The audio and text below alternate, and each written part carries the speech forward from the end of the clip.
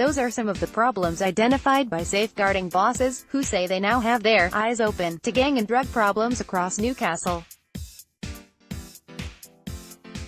The teams tasked with protecting the city's most vulnerable people say they have become more savvy about noticing exploitation in communities in the wake of Operation Sanctuary.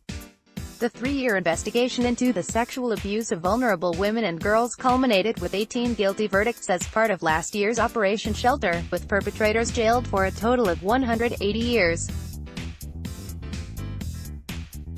Operation Sanctuary adds to Newcastle City Council £3.4 million overspend. Image, PA. Councillors in Newcastle were told this week that issues including cuckooing, in which drug dealers take over the home of a vulnerable person to use it as a base for dealing, and county lines, in which children are used to traffic drugs, have been identified as problems.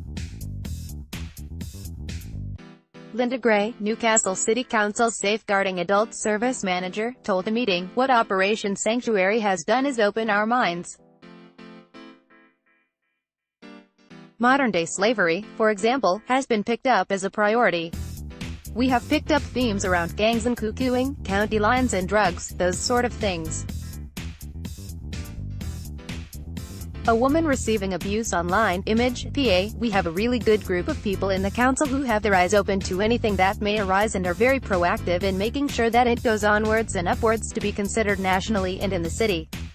We are constantly on the lookout for emerging themes. We have learned to be much more savvy about what is going on around us in our communities and in our work. No money and no hope, the reality of Tyneside's hidden slave trade." Ms. Gray was responding to a question from Councillor Alistair Chisholm, who asked what was being done to ensure other forms of exploitation are noticed before it is too late.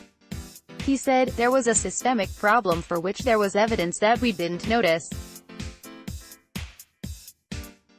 What I was thinking about is, what is the next one? What is the gap that we haven't seen?"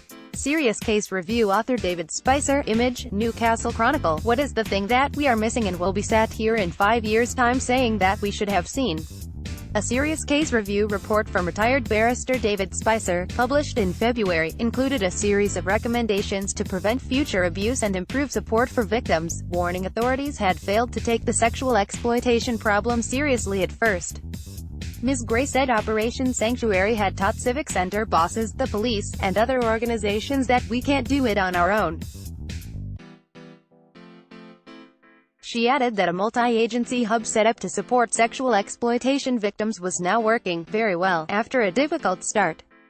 Ms. Gray said, "At the start police officers would not speak to us at all or engage in conversation. They wanted what they wanted. But over time you realize you are all working towards the same goal. The police have engaged with us massively around the use of language, for example. We don't use words like promiscuous or prostitute, or anything that makes it sound like victim blaming. Now there is a common language and a common approach to sexual exploitation. The hub has worked really well, and I would say if it hadn't."